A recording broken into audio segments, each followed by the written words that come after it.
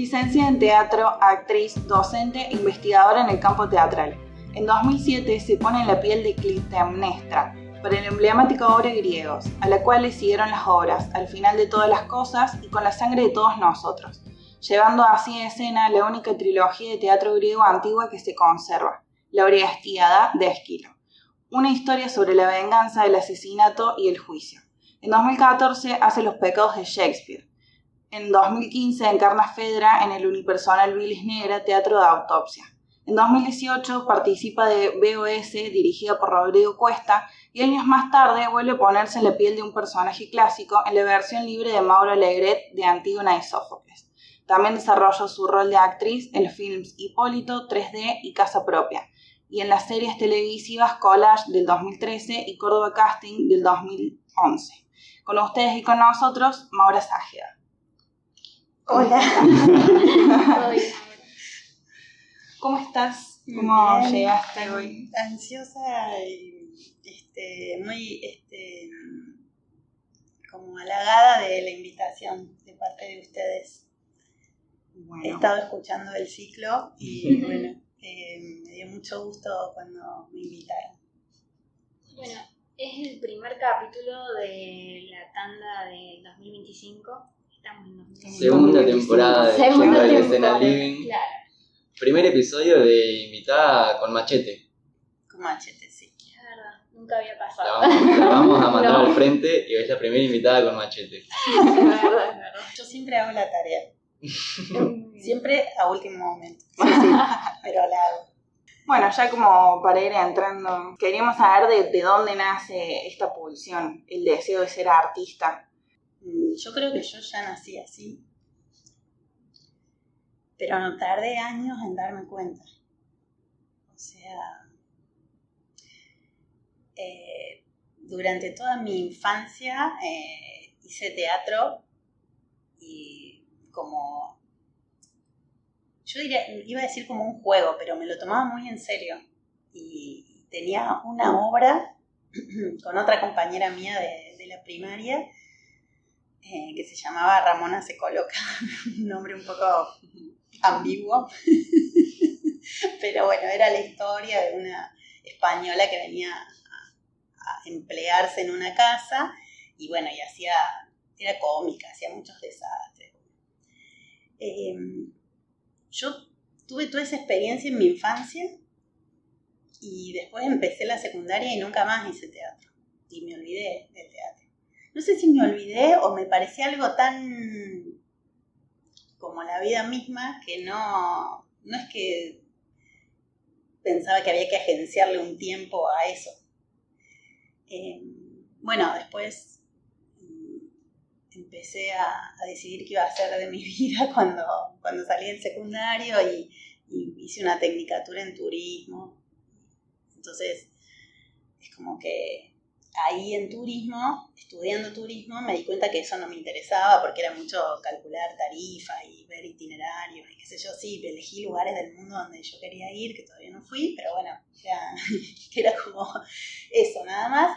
Pero una materia que me pegó muy fuerte fue la historia del arte en esa carrera. Era una tecnicatura y había una materia con un profe así muy serio y medio malo, pero fue increíble el placer que me daba empezar a darme cuenta cuáles eran los estilos arquitectónicos de los lugares que visitaba.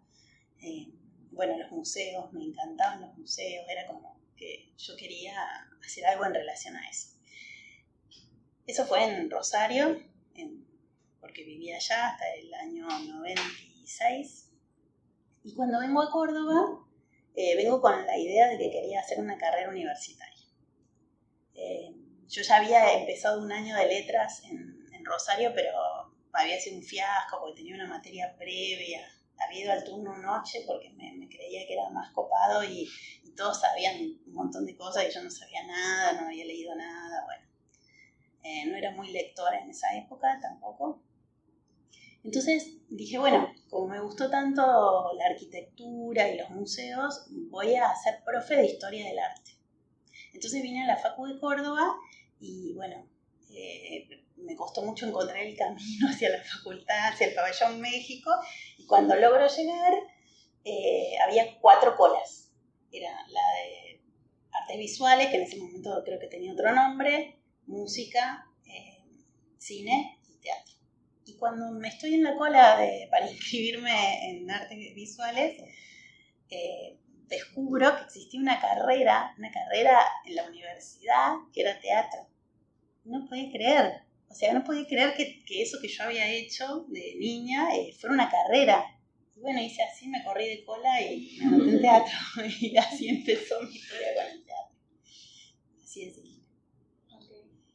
Y esa historia con el teatro, si vamos al presente hoy, 2025, ¿cómo te encuentras? Primero me encuentra sintiendo que como algo del azar y a la vez que estoy en el lugar donde tenía que estar.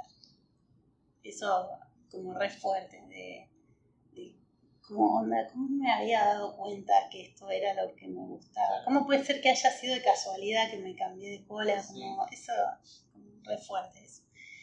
Pero sí, me encuentra casi siempre produciendo algo, si no pensándolo. Una de dos. ¿Y hay algo que hoy tengas ganas de hacer artísticamente que no hayas hecho? ¿Hay algún deseo que tengas pendiente? ¿Hay un sueño por ahí que...? Sí, que no haya hecho a nivel poética o en ese sentido, no sé. O sea, no lo he pensado, pero estoy hace un largo tiempo, tengo ganas de llevar al teatro la historia de 3 tías mías, 3 tías abuelas mías que fueron las hermanas de mi abuelo que fueron fusiladas por Franco, y tengo muchas ganas de llevarlo a escena. Pero todavía hace muchos años que tengo ese deseo, desde el 2020, que un poco mis primos que viven en Málaga me mandaron la comunicación que parecía que habían encontrado los cuerpos de mis tías y que como se abrió como un universo de preguntas y de cosas desde qué había pasado exactamente hasta ganas de ponerle el cuerpo a esa historia que es de mis tías pero es mía también. Entonces, ¿Vos no la conociste así? No, yo no las conocí, pero la historia se ancla a mi nombre porque una de mis 3 tías fusiladas se llama Maura. Entonces, por esa tía le pusieron Maura a mi tía, a la hermana de mi mamá, y mi mamá me puso a mi Maura por mi tía. Entonces, eso fue como en el recorrido de saber, porque Maura no es un nombre que se use tanto. Entonces, cuando me dio ganas de curiosear por qué me llamaba así, qué sé yo, empezaron a aparecer todas esas historias de la familia, sin demasiados datos, porque no sabían, pero bueno, medio que el paso del tiempo empezó a hacer que aparezcan esos datos, entonces se me despertó el bichito se me despertó la curiosidad, pero a la vez el deseo de ponerle cuerpo a eso. Pero no sé, no sé ni cómo, ni cuándo, ni... Claro, eso te iba a preguntar. Primero que también, por lo que hemos leído, no has parado de hacer cosas, que además sos profe, digamos, y te hemos tenido el año pasado, he tenido el agrado de tenerte en la materia, entonces como que haces todo el tiempo. Y otra cosa que quería como preguntarte es si tenés pensado, digo, hasta ahora no sé si has dirigido, no has sido asistente de dirección, pero en este proyecto ¿te gustaría ponerle el cuerpo desde el lugar de actriz o te gustaría dirigirla? Sabemos también que escribís, que nada, Bilis Negra es todo de tu autoría, ¿no? Y con Dani Martín. Ah, ok. Sí. No, a mí no se me ocurre pensar los proyectos de otro lado que no sea la actuación. Okay. Todo lo que pase después, como por ejemplo terminar escribiendo lo que sucede en escena, que en gran parte de las obras en las que he estado ha pasado eso, digamos que lo que que nace en escena es lo que termina siendo la dramaturgia. Entonces como que son dramaturgias más bien colectivas. En el caso de Bilis es especial porque, digamos, Dani grababa los ensayos y el texto terminó siendo textos que salían de los ensayos con los otros textos que la Dani y yo habíamos leído y nos encantaban y queríamos hacerlos dialogar con esas textualidades. Entonces, digamos, fue distinto que las otras cosas que por ahí tienen más actores y es más gente involucrada en eso. Y bueno, y aparte porque en el caso de Bilis en particular, muchas cosas de las que la obra dice son parte de mi historia, de mi vida. Entonces, como que también la siento muy mía por eso también. No es que a las otras obras no las sienta mías, pero por ahí está compartida con historias de otras personas. Entonces es distinto. Es como que es un diálogo de historias, más que una sola historia. Pues. Y yo creo que, bueno, en ese caso, la Dani tuvo la lucidez de ver en esa textualidad que se producía en el ensayo la obra. Porque ella dijo, vio la desgrabación de un ensayo y dijo, esta es la obra. Y entonces, esa posibilidad de ver ahí la obra es lo que hizo que exista, digamos. Porque posiblemente, yo sería un material más que produje y no le hubiera dado valor. Quizás, no tanto valor, hubiera experimentado un lindo ensayo, pero nada más que eso. Bueno, una de las preguntas es justamente si hay como algún trabajo del que estés especialmente orgullosa. Bilis podría ser esa. Mira, no sé, estuve pensando en eso. No sé si la palabra es orgullosa. Lo que por ahí puedo estar orgullosa de que cada trabajo implica un desafío. En el sentido, por ejemplo, en el caso de Griegos, de ponerle cuerpo, de cómo le metes el cuerpo a un texto clásico. En el caso de Bilis, creo que es fuertísimo porque no solamente es la primera vez que hacía un unipersonal, sino que estar desnuda en escena todo el tiempo me implicaba como algo que yo pensé que no iba a poder hacer, digamos. Me parece que en eso radica la idea de desafío.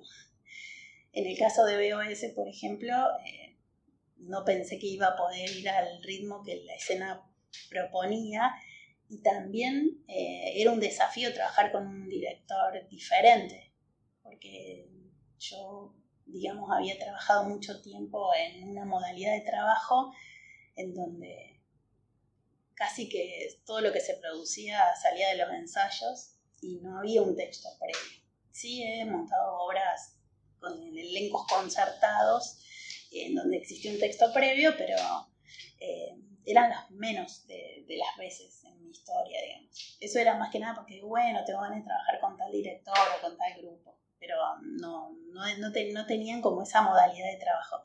Entonces, yo creo que si de algo me siento orgullosa es de asumir esos desafíos y de que finalmente, bueno, casi siempre me dieron una satisfacción, digamos. Pero por ahí, para mí la dificultad está ahí en la palabra orgullo, como anda, qué sé yo. Yo lo pensaría como que me gusta o que me da placer o que me pone contenta, más que sentirme orgullosa. Y en ese sentido sí hay algo como que me pasa de que me pone muy contenta cuando con lo que vos hacés en escena o con lo que haces con tu grupo te mueve lo que está del otro lado, conmueve a alguien o lo toca a alguien y entonces como que eso me pone, a veces ni me entero que eso pasa, otras veces la gente misma te dice que eso pasó. pero es como que actuás, o por lo menos yo actúo para que algo de eso suceda, digamos, como que es el sentido más, lo que me mueve a hacer teatro. Justo algo de eso iba a decir, creo que es, o debe ser uno de los principales objetivos que tiene el teatro, conmover al público. Conmover en el sentido de provocarles algo. Yo creo que sí, que si no pasara algo, no sé si me daría ganas de estar. Lo que pasa es que también tiene esa incertidumbre, ¿no? Digamos, hace muchos años que hago teatro y nos ha pasado de todo. Entonces, he hecho muchas obras y muy diversas y con reacciones diversas también. Sí he tenido la suerte de poder, en muchas de las obras, especialmente las que he seguido haciendo, tener esa felicidad de sentir que tocaba ese otro. Y aparte que a veces pasa, a nosotros nos pasa, que estamos, no sé, en la facu y estamos trabajando una escena durante 5 meses y a veces te ensimismas mucho en el proceso y es como que en el grupo parece que todo funciona, pero cuando estás a un día de mostrarlo público, a mí me pasa que empiezan las dudas y empiezo a como, ok, pero esto está funcionando porque nosotros estamos en una nebulosa en donde estamos como ya en una, o es porque realmente funciona. Entonces, en el momento en el que lo vas a mostrar y escuchas una risa, o escuchas que alguien llora, o cuando salís y alguien te abraza emocionado, ahí es cuando recibís después de tanto trabajo. Es como, pero es muy difícil como saber, digamos, ser como objetivo tal vez en eso que uno está haciendo y que le pone tanto amor. Y es como, bueno, si le pongo tanto amor tiene que funcionar, se supone. Pero tal cual, yo nunca estrené un trabajo sabiendo que iba a pasar. Claro.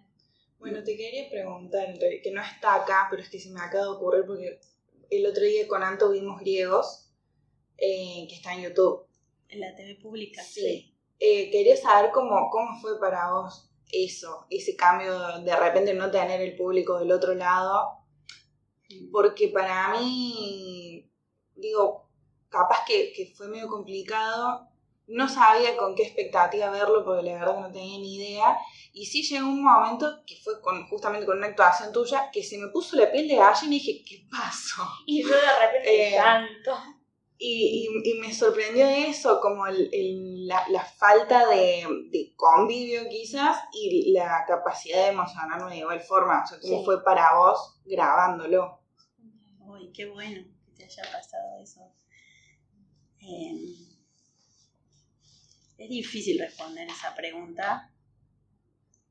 Yo creo que todos en el grupo sabíamos que algo de Griegos, algo de esa potencia que Griegos tenía en presencia se iba a perder. Pero también creo, y hablo por todos, porque bueno, me parece que fue algo que se percibió, de que teníamos ganas de que Griegos quedara de algún modo guardada, digamos, no sé.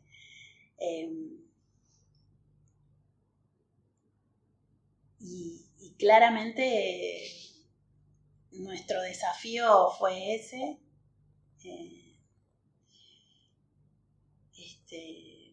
En el que nos colaboró muchísimo Rodrigo, porque tiene mucha capacidad de pensar el cine, porque es director de cine y porque aparte entendía las cosas que decíamos. Primeramente en el proyecto estuvo el Rosendo Ruiz, que también había visto muchas veces Griegos, después él no pudo acompañarnos y vino el Rob, pero había como un deseo de nuestra parte de tratar de capturar algo de esa potencia de la presencialidad y poderla llevar ahí. Lo más difícil para mí, y supongo que muchos de mis compañeros se deben haber reído de eso, era bajar la gestualidad. Porque yo tengo muchísima gestualidad. O sea, a ver, yo he hecho muchos trabajos también filmados. Son pocos los que están públicamente, pero he trabajado bastante filmando.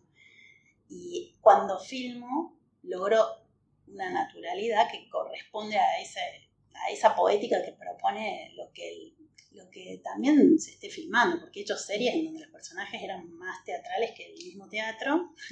En las series, por lo general, los personajes eran bastante estereotipados, pero en el registro que manejas en el cine es mucho más naturalista. Entonces, yo no tenía problema con eso, pero sí tenía problema con llevar a filmar algo que yo era del teatro y yo ya hacía tantos años que tenía agenciado en el cuerpo. Pero hay un traspaso ahí que es como extraño, porque vos ya estás como chipeada para el teatro haciendo eso. Sí, igualmente yo creí que no iba a soportar verlo. Y no me pasó eso, me pasó que por lo menos a los actores, nos dio, digamos, hicimos chistes bastante, con Mauro y Analía, pero creo que nos dio la sensación de estar conformes con eso que había quedado bueno. Obviamente haríamos de nuevo un montón de cosas, cambiaríamos, porque una vez que vos lo ves filmado decís, ay no, hubiera sido mejor este texto hacerlo desde acá, qué sé yo. Pero creo que para los tiempos que tuvimos y para el desafío que implicaba, fue interesante lo que quedó, y bueno, y lo lindo de eso es que ahora pueden seguir viendo griegos en tu casa en algún momento. Bueno, que no está nada mal. Y volviendo por ahí a la presentación, nosotros viendo también toda esa carrera tuya, veíamos que se repite mucho algo de que personajes clásicos, obras clásicas. ¿Lo considerás como una estética o sello de tu trayectoria? Yo lo que considero es que fue un regalo del destino. Que se acomodaron los astros y que sin querer llegué a un lugar en donde me quise quedar. Claro, porque más o menos son preguntas parecidas. Justamente la pregunta también es como, ¿es una coincidencia que hayas trabajado con tantos clásicos o vos elegís? ¿O fue una coincidencia y ahora vos elegís quedarte ahí? Yo creo que el montar la Orestiada generó en mí un antecedente que habilitó que yo pensara que en ese lugar, en el lugar de los clásicos y del canon, había un material muy interesante para ponerle el cuerpo ahora y tal vez para decir otras cosas, ¿no? Porque me parece que si algo sucede en todas las reescrituras que hemos hecho, tanto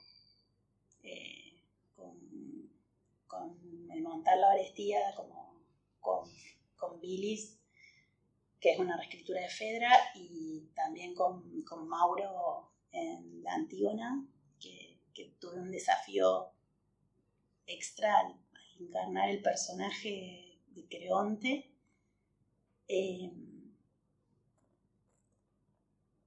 Yo siento que fueron llegando a mi vida de manera natural, digamos, como caí en la Orestiada. De hecho, cuando empezamos a trabajar con los griegos, no nos conocíamos. Yo no la conocía a Dani, más que ella me vio por primera vez porque yo hice mi tesis de licenciatura en su casa, porque mi tesis era teatro íntimo a domicilio. Entonces, la casa de ella la compartía con la Vale Uribu, que era una amiga en común que teníamos, y entonces yo terminé, porque la Vale me invitó a su casa a hacer la tesis, terminé haciendo la tesis en la casa de Dani también. Y entonces ahí nos conocimos, ella vino a ver mi escena y nos conocimos. Y entonces, medio que eso podría haber pasado como no, y me invitan con Analía a formar parte de Griegos. De hecho, Agamenón era el Marcial Bach. O sea, mis primeros ensayos fueron con el Marcial Bach. Y todo era como... La verdad no sé qué palabras usar, pero era una exploración sin demasiada... La presión era porque íbamos a estrenar y no sabíamos bien qué teníamos entre manos. Y nunca dimensionamos qué teníamos entre manos. Pero más allá de eso, yo estaba ahí, no pensaba primero que después íbamos a montar la trilogía. Claro, eso iba a decir, porque primero era solamente griegos. Claro. Después deciden hacer las otras dos. Sí, eso fue un poco el impulso de Dani, que bueno, supongo que al hacer la primera y tener tanto gusto por lo que había salido y lo que estaba pasando, continuamos con esa trilogía, con 3 modos muy diferentes de encarar la reescritura. Y me parece que eso también fue poderoso para mí, tener a griegos con esos paisajes poéticos diferentes, al final de todas las cosas, que era casi como una novela.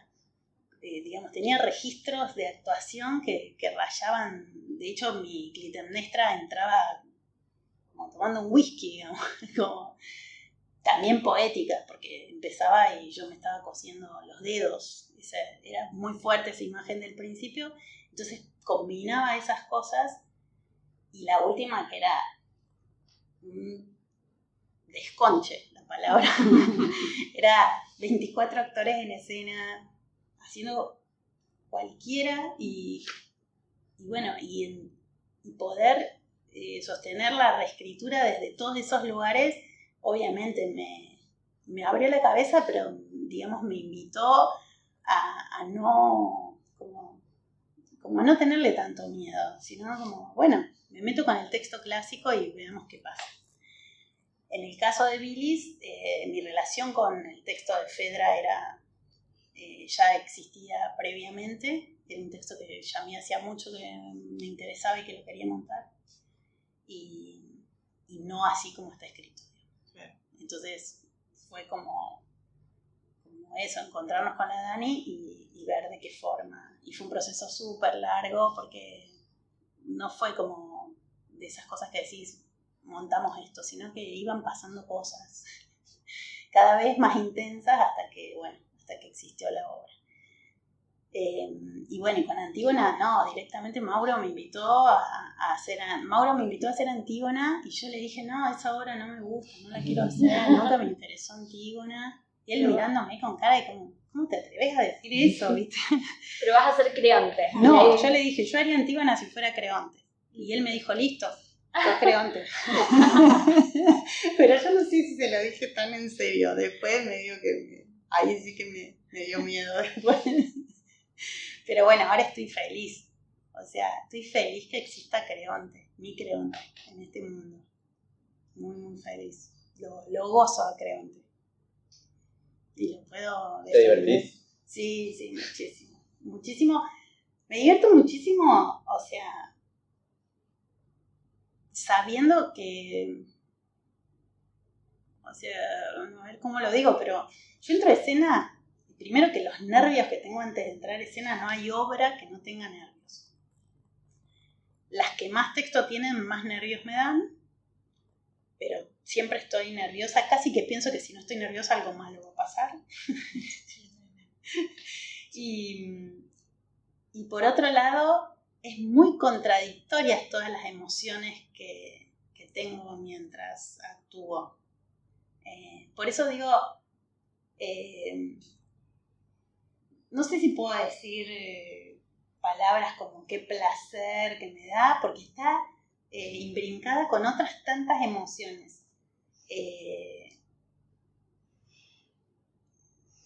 Igualmente cuando estoy ahí, lo sigo eligiendo, digamos, sigo haciendo teatro, sigo haciendo obras, sabiendo que ese abismo que se abre cuando vas a entrar en escena, que pensás, ay, se me va a hacer un blanco, ay, no sé, bueno, todas esas cosas a mí me siguen pasando.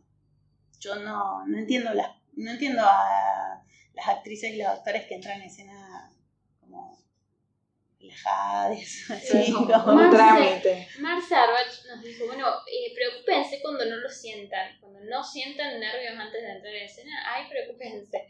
Y un compañero con el que hice taller el año pasado, Lau, me decía, creo que fue como, me dijo, vos pensás que los nervios convertirlos en emoción. Bueno, entonces convierto los nervios en emoción. Como, pero sí, yo también como muy nerviosa. Y es como...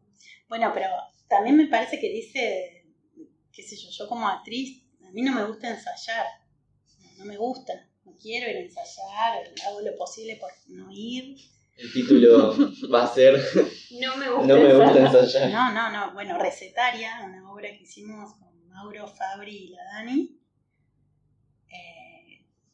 Sarita estaba iluminando y Ariel Merlo nos hizo la escenografía. Era una obra en que trabajamos sobre las poéticas actorales. Y mi personaje era una actriz realista, clásica, que lloraba, lo único que hacía en escena era llorar. Y estaba en una silla de ruedas porque ella no se levantaba si no tenía un motivo muy fuerte. Entonces, un poco, claramente ese personaje era un extremo de mí. Yo no me... Y en eso, bueno, funciona muy bien con Mauro. Es como... Mauro es como... Yo igual lo extraño como compañero de escena a Mauro. Porque como compañero, como es que estamos del mismo bando, es como distinto. Pero como director, él ya sabe todo eso de mí y se sobrepone a eso. Entonces, a mí me ayuda un montón porque a pesar de que yo puedo mostrarme tal cual soy, igual llegamos a componer a pesar de ser tal cual soy. Y bueno, y eso no es menor. Entonces, igual yo empiezo cada proyecto sintiendo que como si empezara de cero. Digamos, no siento que ya sea algo, que la experiencia anterior no me sirve para... es como si quedara en blanco cada vez que empiezo un proyecto. Y otras personas me dicen, no, qué estupidez, y ya hiciste un montón de obras, qué sé yo, pero no es que yo me reprogramo para hacerlo así, me sale naturalmente. Y bueno, y tengo que lidiar con eso. Tengo que lidiar... Supongo que la mayoría hará eso, no sé. No sé bien. Sí, justo hay una pregunta que tenemos en el tintero que ahora no estaba, que era si haces teatro con la misma emoción o pasión que el primer día. ¿O dirías que sí? Con la misma emoción o pasión, sí. Pero han cambiado otras cosas.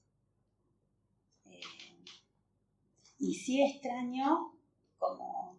esa cosa que tenía cuando era niña, de que hacía algo que me salía bien, digamos, sin saber nada de cómo se hacía. Eso sí lo extraño, porque ahora muchas veces estoy atravesada por prejuicios o de lo que se tiene o no se tiene que hacer en escena. Me parece que eso Claro, conceptos y te técnicas. quita creatividad, claro, te quita ser osada. ¿Cómo le pones el cuerpo a la escena? Y bueno, te tirás a la escena y esa como conceptualización o teoría que supuestamente sería una red para contenerte, en realidad te contiene tanto que te deja sin poder mover demasiado el cuerpo. Pero bueno, hay que encontrar estrategias para salirse, me parece. Y yo creo que mi desgano es una de esas estrategias. Como llevar al límite el sentido de estar ahí. Volviendo un poco a Antígona, Mauro, bueno, yo hice mi investigación final del profesorado en base a la Antígona de Mauro. Y nada, yo estuve hablando con él. Quería saber si vos también habías formado parte del proceso de reescritura y me echando con la pregunta de cómo se reversiona un personaje clásico o qué diálogo se instala para traerlo a la actualidad cordobesa. Bueno, el texto de Antígona es la reescritura de Antígona es de Mauro. Lo que pasa es que Mauro es súper... tiene una escucha, al ser actor, tiene una capacidad de escucha a los actores impresionante. Y él tiene mucha generosidad en aceptar lo que viene de la escena y también da espacio para que eso suceda, digamos. Entonces, en ese sentido, o sea, el texto es de Mauro, pero sí me siento sumamente parte de la obra, en ese sentido, en que Mauro se banca que vos le digas, no, yo no quiero, ¿cómo voy a decir esto? ¿Por qué voy a decir esto? Y como abrir el debate ese en escena, Mauro es genial en eso, es como, él no escribe para que sus textos no se violenten, digamos, él tiene un material y nos deja que nosotros nos revolquemos en ese material y le hagamos cualquier cosa, y él inteligentemente después de eso capta lo que realmente suma, digamos, porque no todo lo que hacemos ahí en escena suma, entonces también hay que tener esa lucidez para captarlo. Ahora, si uno piensa desde el personaje, yo la verdad no sabría decirte. En relación a los personajes clásicos, la única cosa constante que yo tengo es que cuando tengo que encarar un personaje, voy a leer todo lo que pueda. Voy y busco todas las lecturas posibles, todo lo que está escrito, lo que consigo, que me pueden contar. Veo versiones de ese personaje de otras obras. A veces me fue en contra de eso. Una vez Te iba a preguntar, sí, ¿en contra? Sí, una vez fue terrible. Una vez yo veo mucho teatro en Rosario, porque como he seguido para allá, y en Rosario hay actrices alucinantes. Y yo estaba por montar Antígona y yo ya sabía que tenía que hacer un discurso. Creonte tenía que hacer un discurso. Voy a ver una obra en Rosario, que en este momento no me va a salir el nombre. Sé que tenía la palabra Dios en el título, pero no me acuerdo cómo era el nombre, de dos actrices que son buenísimas de allá. Y bueno, la obra consistía en la burocracia de un político. Y hay dos escenas que me quedan grabadas, una en que ella tiene que firmar un documento y tarda exactamente 10 minutos en firmarlo porque hace todas las cosas con el cuerpo posibles para calentar la lapicera y no firmar. O sea que yo quedé sentada así, alucinada del poder de esa actriz. En la escena que sigue hace un discurso y es tan genial el discurso que hace que yo lo miro a mi compañero y le digo,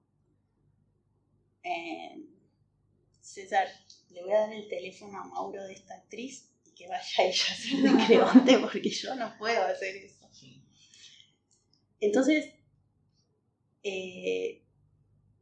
después mi Creonte no tuvo nada que ver con eso y estoy contenta con el discurso de Creonte, sí.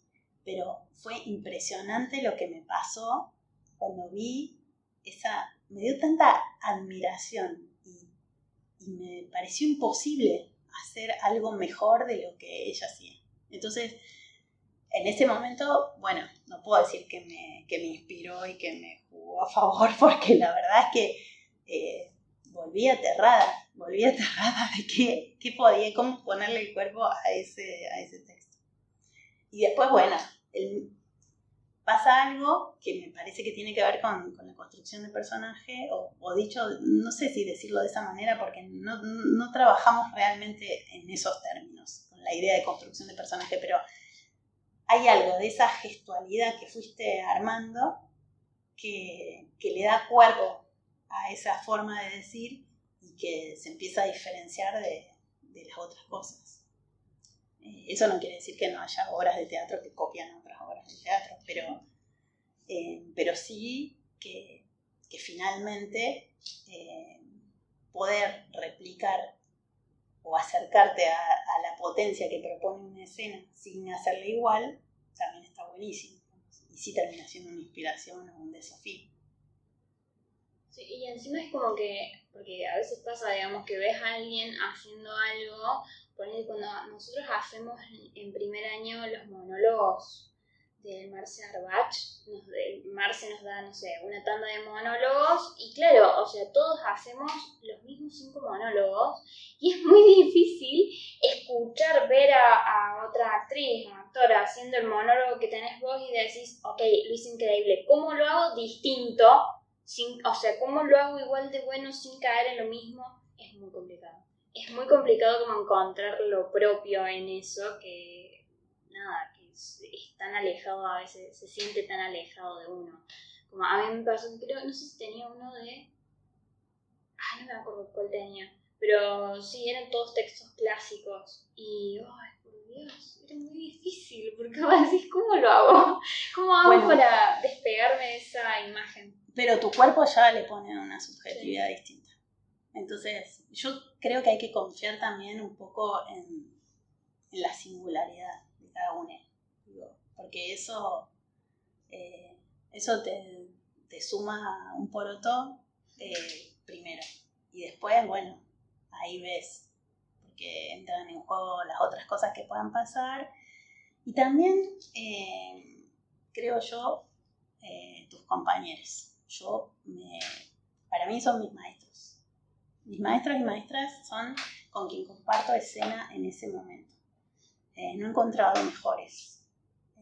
Bueno, sí he tenido maestras de vida, como la Mirna, que es una profe de la facu que falleció el año pasado, pero la Mirna no era maestra del teatro, era maestra de la vida. Ella me enseñaba a que hay prioridades en la vida, que cuando me pisan tengo que gritar y que si puedo vivir con confort, ¿por qué evitarlo? Como todas cosas que me sirvieron para el estar en el mundo, inevitablemente para el teatro también. Pero yo siento que aprendo más de las personas con las que estoy compartiendo el ensayo que de cualquier libro, de cualquier cosa. Sin importar ni la edad que tengan, ni de la experiencia que tengan, ni nada. Para mí es como que en ese sentido yo no tengo, cuando estoy ahí, yo no tengo ego o trayectoria o lo que sea. Hay que poner la carne en el asador y estamos todos en la misma, como onda, que sale de acá. Y aparte, todo lo que hagamos va a ser de todos. Digamos, no es que alguien hace, sino que si no, no funciona. Si no, no pasa nada, digamos. Griegos se estrenó en 2007. Sí. Y la grabación para la TV pública fue en 2023. ¿Y cómo es encontrarse con Clitemnestra tantos años después? Cuando te pregunté lo de si haces teatro con la misma emoción, me decías que hay cosas que cambiaron. Sí. ¿Cómo influye quizás esa experiencia que hay en el medio entre Clitemnestra 2007 y Clitemnestra 2023 en volver a evocar ese personaje? Bueno, tener la posibilidad de ponerle el cuerpo a un personaje durante tantos años es algo maravilloso. Y lamento terriblemente que por el contexto no podamos seguir haciéndola. La Clitemnestra del 2007, obviamente, que no es la de ahora. Desde el 2007 hasta ahora la hicimos casi todos los años. Creo que la filmamos en el 2023 y la última vez que la habíamos hecho fue en noviembre del 2021, pero que la habíamos hecho casi todos los años, menos la pandemia. Entonces, era cada año encontrarte con la obra, con el personaje. Griegos tiene una cosa maravillosa que es que se le suman cosas del contexto en la parte cómica. Y entonces es como que se actualiza cada vez, que podemos decir cosas que están pasando ahora y las podemos decir. Ahora me tengo re ganas de hacer griegos para decir cosas. Se puede decir un montón. Se pueden decir un montón de cosas. Tengo muchísimas ganas de hacer griegos. Y yo creo que, bueno, mi personaje, cuando veo las grabaciones de las filmaciones de esa época, me doy cuenta de algo que si no ni lo pienso, que es cómo ese personaje cambió, creció, se transformó. De esa Clitemnestra que nació en esa época hasta la que estaba en la luna haciendo el baile del caño, hay un abismo, pero no podría decir que esas diferencias son algo tan pensado, sino de ocupar el espacio con los cuerpos y ver qué pasa con eso. En la luna, que fue como el espacio como que maridó con griegos de manera espectacular, porque teníamos esa ochava, el barrio jugaba con nosotros, salían, a la escena que salíamos a la calle, salían con reposeras y se sentaban ahí. Yo tenía ya casi una escena hecha con el Naranjita, y que aparte, el día que, o sea, nosotros empezamos a hacer griegos ahí, y un día se me ocurrió subirme al palo de las calles para hacer el baile del caño. Digamos, no es que llegamos y dijimos lo vamos a hacer. Eso pasó y bueno, como a mí se me ocurrió eso, a Mauro y a Analía y a Dani y a Steffi, un montón de cosas, de propuestas, de cosas para hacer.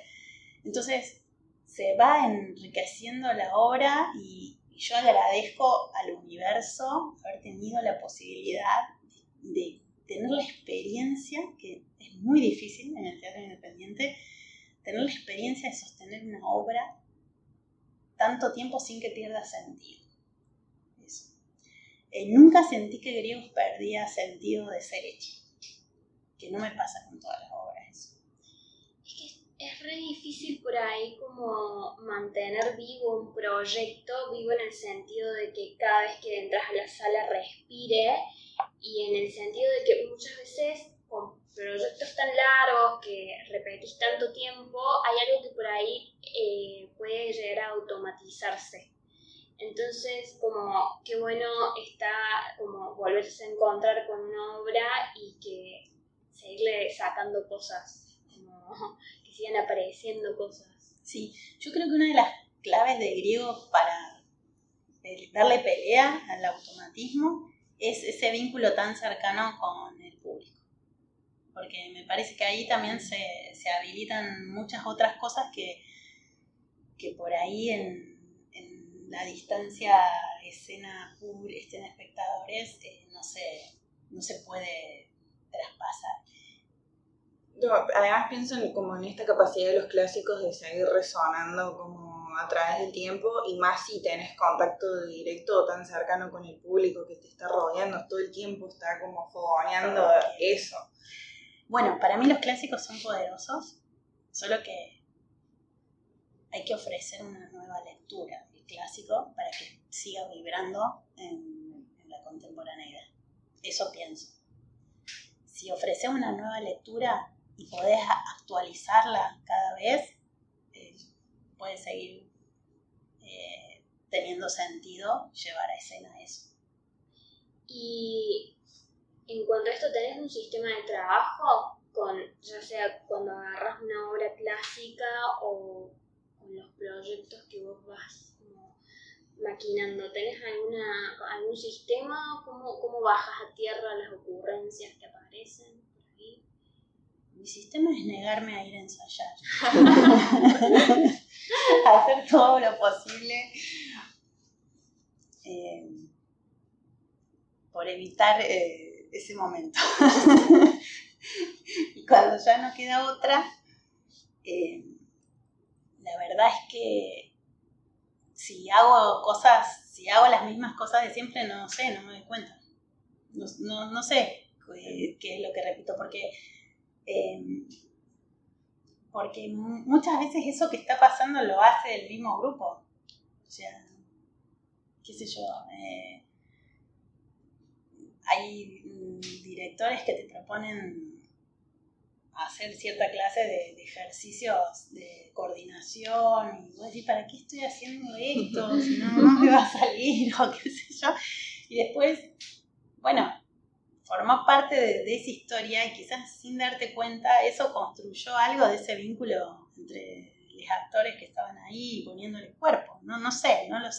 Yo lo que aprendí es a no despreciar la propuesta antes de ponerle el cuerpo.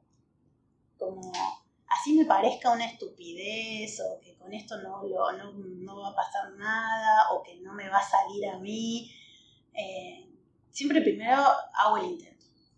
Y después sí, pataleo, me quejo, qué sé yo, todo. Soy una actriz insoportable. Para mí, desde mi punto de vista, soy insoportable. Sí, cuando... esto te lo pueden decir los directores y las directoras que trabajaban mucho conmigo.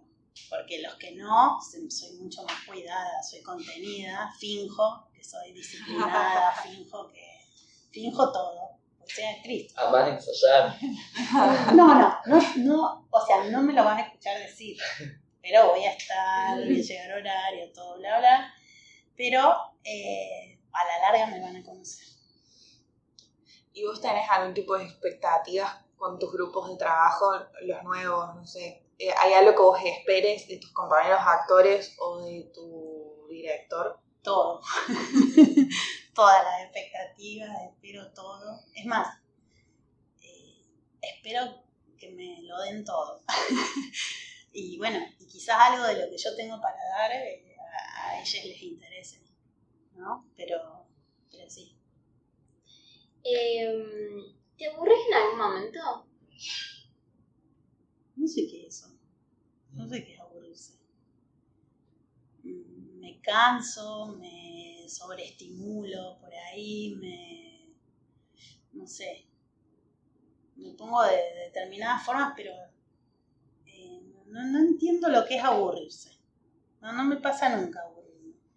Y es una pena, porque dicen que cuando te aburrís, que es un súper espacio de creatividad, que lo más creativo sale del aburrimiento.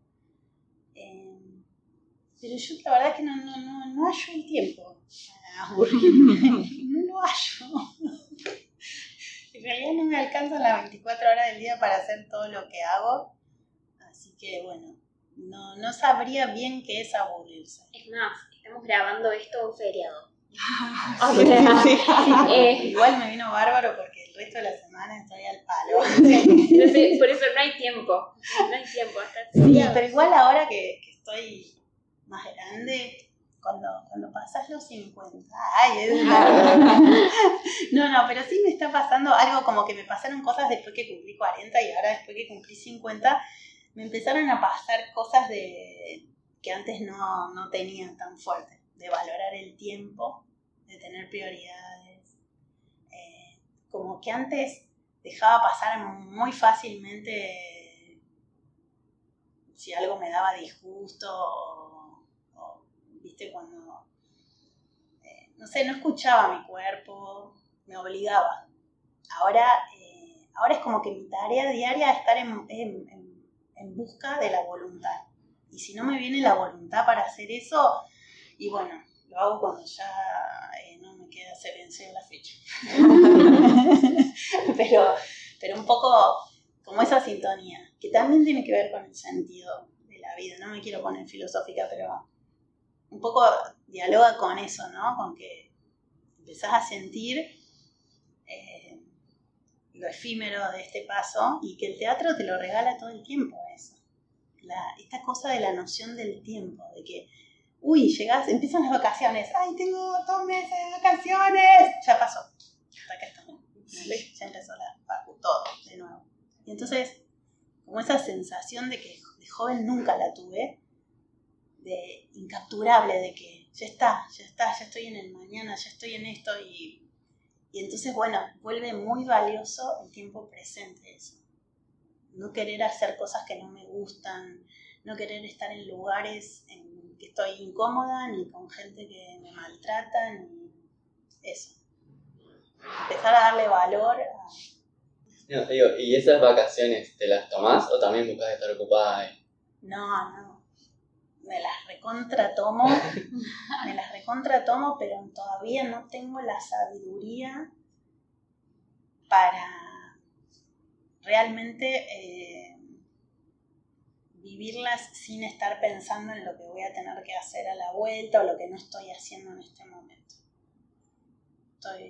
Mañana empiezo de nuevo, retomo yoga y voy a seguir trabajando en eso. Pero sí, me gustaría como tener esa sabiduría de estar en el presente. Estar en el presente no es que te importe un carajo el resto de la gente ni el futuro, sino poder estar acá disfrutando de cada acontecimiento sin estar pensando en lo que debes, en lo que te falta, en lo que es como un modo de estar en el mundo en el que me estoy entrenando ya hace muchos años, pero bueno, avanzo muy lentamente. ¿Y te pasa ponerle que sentís que te falta inspiración en algunos momentos? No sé, ¿a qué recurrís cuando no hayas esa inspiración? No tengo idea. No tengo idea si estoy buscando inspiración o si... No sé, la verdad no sé qué decirte. Yo siento que es como tener calor o frío eso. Que es como, bueno, lo tengo, lo aprovecho, lo soluciono, no sé, lo ocupo, pero yo soy muy vaga, soy terriblemente vaga, entonces ponele, se me ocurre un ideón, cuando estoy sentada acá, se me ocurre una idea genial y no tengo ganas de ir a buscar el papel para escribirla, y después, mañana cuando lo quiero recuperar, me empiezo a lamentar, pero mi idea era genial, era algo así como... Y bueno, nace otra cosa de eso, que quizás no es tan genial, o no te acordás que era lo genial de la idea, pero yo ya aprendí a convivir con eso, porque yo soy esa, digamos. Si yo saliera corriendo y escribiera, no sé quién sería otra, que no sabría bien. Y aparte, como yo disfruto en el teatro, en las clases, con mi pareja, con mi familia, digamos, con mis amigues. Yo disfruto de ser ocurrente, de contar chistes o de contar historias. Hay historias de mi vida que a mis amigues les parecen graciosas y me las piden. Contar el día que tal cosa, contar el día que tal otra. No las voy a contar acá para que no quede registrado.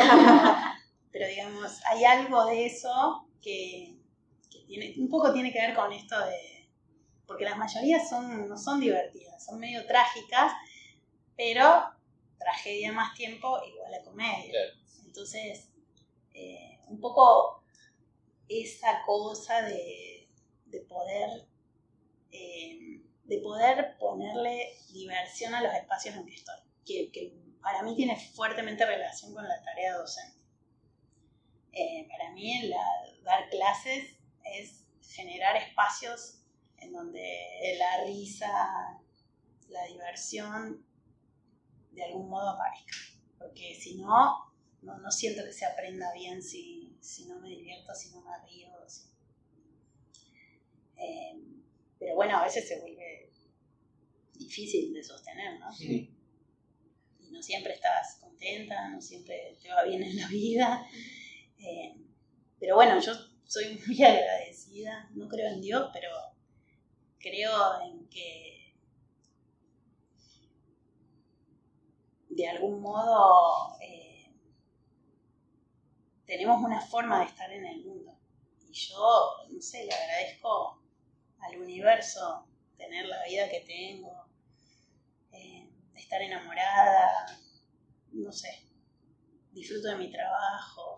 No es que no me pasan cosas malas, no es que no he tenido tragedias en mi vida, sí he tenido, pero digo, no vivo en el mundo con resentimiento ni buscando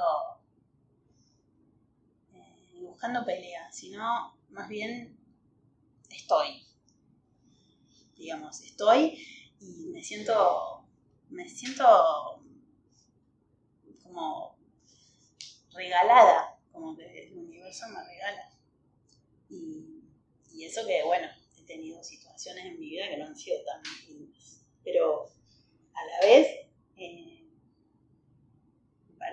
son las parte de las historias que te conforman y que te hacen ser quien sos.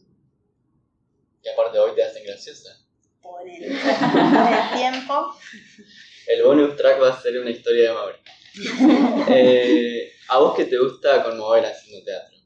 ¿Qué te conmueve? Ay, casi todo. Casi todo.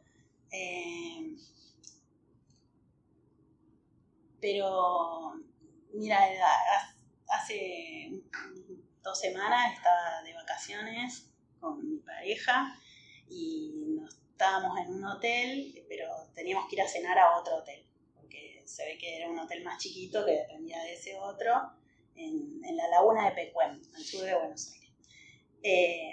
Vamos a ese hotel y era un restaurante re grande, todo, y cuando nos sentamos en una mesa de 2 y no nos dimos cuenta que al lado había un órgano, un piano, un teclado.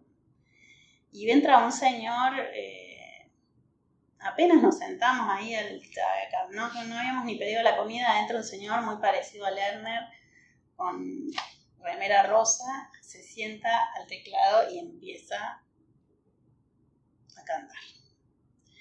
Y con César nos miramos y dijimos, qué grave error sentarnos en este lugar, porque estábamos pegados, y porque acabamos de ver una serie en donde uno de los personajes más malditos le decía a otro, que era el personaje principal, que le molestaba la música y que llamó al mozo para pagarle para que se calle el pianista.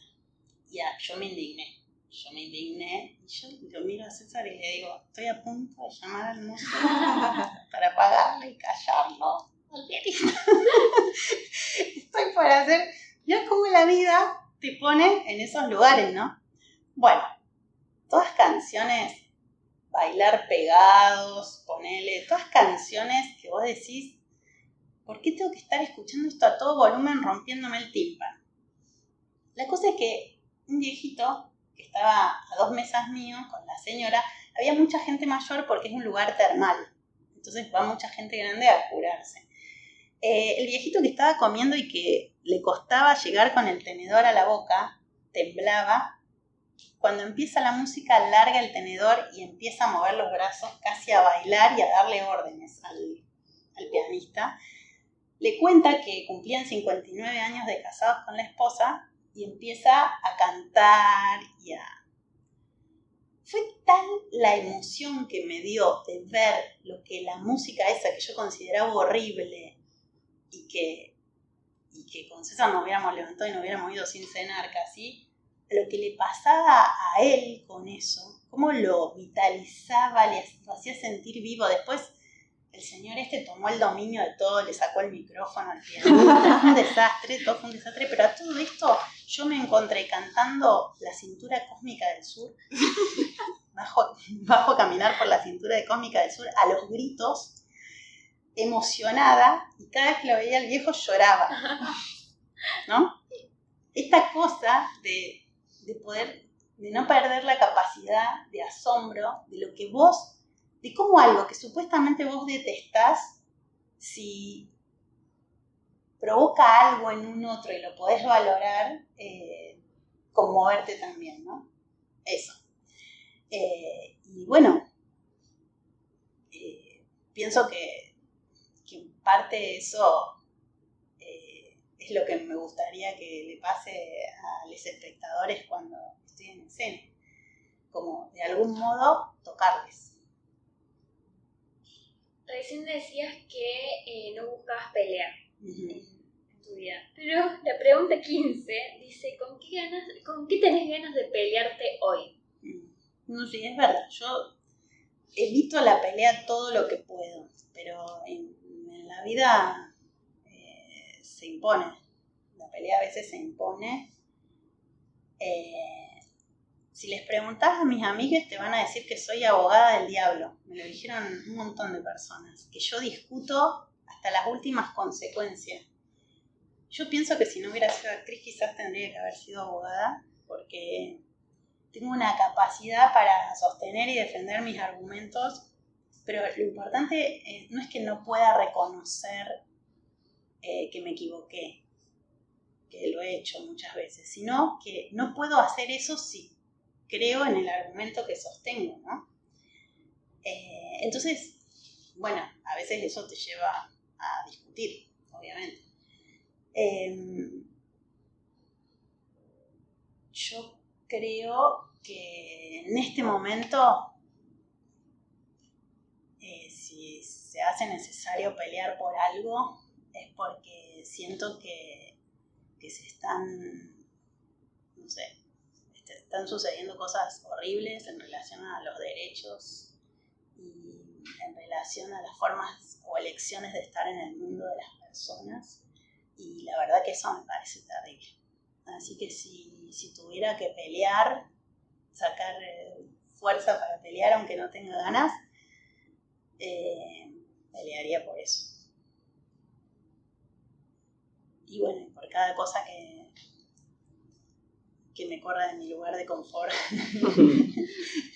también, ¿no? Porque bueno, tenés peleas diarias con los pares, con el mundo. Con los que casi nunca me peleo son con mis perros. Ellos sí que me pueden. Ellos me pisan la cabeza, hacen lo que quieren y yo... Y no gritas. No les grito, es más, ellos viven en la casa de mi compañero que vive cerca de Rosario, así que cada vez que me vengo para acá siento que soy una madre abandónica. Y una vez el Pepo, el más chico, me meó la valija cuando me estaba yendo. Y yo me largué a llorar, limpié la valija y me fui sin decirle nada, porque imagínate irme por un mes habiéndole gritado que él se quede con el recuerdo ese de mí, que le había gritado porque me meó la valija. No, eso no se puede. Y bueno, ya para cerrar, sigue el incurable. Eso que tenés que hacer sí o sí, porque si no te angustias. Y después tenés que hacer otra cosa para soportar tu incurable. Sí, no sé. No tengo idea. Yo creo que hago todo lo que se me ocurre en determinados momentos en que necesito hacer cosas. Pero la verdad es que en relación al teatro, yo sé que puedo vivir sin hacer teatro. Lo descubrí en la pandemia. No me pasa nada. Nunca tengo ganas ni de empezar el proyecto nuevo. O sea, nunca me voy de vacaciones sin un proyecto nuevo y siempre sé que voy a venir y no voy a tener ganas de hacerlo. Digamos. Eso es como una constante. Entonces, no sé qué cosas haría.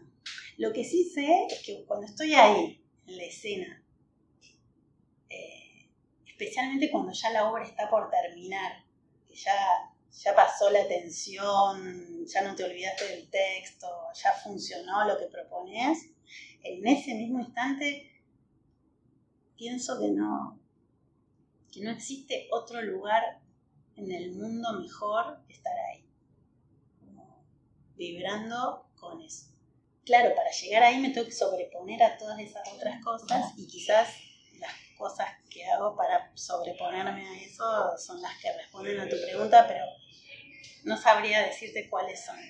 Más vale preguntarle al Mauro. ¿Cuál es el incurable de Mauro? Vamos ahora acá. Bueno, una película. Hay una película que se estrenó en 1993 que la vi millones de veces, la tenía en VHS. La dejé de ver, creo que porque está en VHS y ya no la puedo ver más. No, la vi una vez porque la dieron por el cable, que acá se llamó La lección de piano, pero el título original es El piano, que es una guionista mujer y que cuenta una historia de una mujer muda que la casan por conveniencia con alguien, y es todo lo que sucede en Australia en relación a ese casamiento y cómo ella conoce el verdadero amor ahí en eso. Yo soy básicamente romántica, cursi, romántica, todo eso. Es una película hermosa, hermosa, hermosa, y no quiero spoilear por si la quieren ver, pero tiene una escena en la que ella, bueno, lo voy a spoiler. Tiene una escena en la que ella empieza a perder sentido de la vida, bueno, por varias cosas que habían pasado, y se intenta suicidar atándose a la pata del piano y se cae al mar ella y el piano, y es una cosa sí, muy, digamos, muy bella poéticamente hablando, especialmente porque después termina bien la película. Las películas que terminan mal no me gustan. Las soporto, pero no me gustan tanto. Y la película que vi ahora la semana pasada y que me encantó es un documental que se llama Mi maestro el pulpo, que es alucinante, todavía estoy vibrando de ver esa película. ¿Una serie?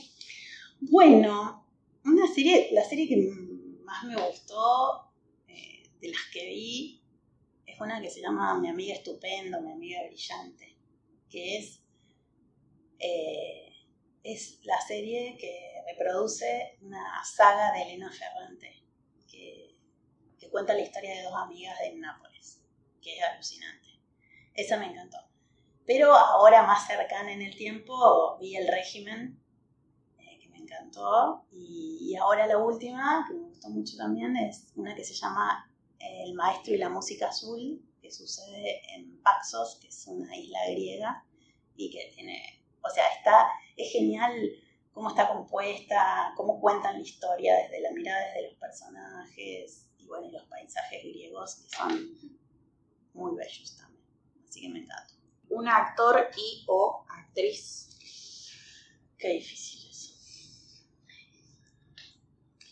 Bueno, en esa película de piano, que me encantó, actúa un actor que me fascina, que es Harvey Keitel, que tiene como 85 años ahora. Ustedes quizás no, pero trabajó en un montón de películas que son reconocidas mucho después. Y ese actor a mí me puede. Es un actor ahora ya muy viejo, no sé si ha hecho algo últimamente, pero me parece, tiene una capacidad de ser otros impresionante. Y hay una actriz francesa que se llama Isabelle Huppert, que también, digamos, he mirado todas sus películas y me gusta mucho su forma de estar en escena. Es como que hace personajes, pero siempre sigue siendo un poco ella. Digamos, como que le encontrás a ella, es una versión de ese personaje de ella. Y eso me parece muy estimulante. Bueno, y después, no sé, pensaría, qué sé yo, eso es como re distante de los universos de las películas, ¿no? Si tengo que decir actrices, digo esas actrices de Rosario. Justo ahora falleció una re joven, re joven, como 60 años, pero ahora de ser joven, teniendo 60 años, Andrea Fiorino, que hacía una obra que se llamaba Un día de poder, que era impresionante, y bueno, la vi una sola vez y me hubiera gustado verla 10, y bueno, partió de este mundo. Así que a todas esas actrices rosarinas que me dejan de cara cada vez que voy de visita y las veo. ¿Un libro? Yo tengo dos autores así favoritos, que son Saramago y Clarice Lispector. Y sí, hay dos libros de Clarice que me encantan, que son Agua Viva y La Pasión según G.H. Esos dos libros los leería 100 millones de veces y los volvería a leer. ¿Un músico o banda? Y yo soy bastante analfabeta musicalmente. Pero bueno, escucho mucho rock nacional o internacional, pero más de los 80, los 90. ¿Sí? Y la banda que más me gusta es el Cuarteto de Nos, que son uruguayos. Pero me encanta, los amo. Me sé todas las letras. Con dificultad porque son muy difíciles, pero me encantan. Una persona que te parezca que tendría que venir acá. No sé, yo ya les tiré varias, pero me dijeron que ya las contactaron.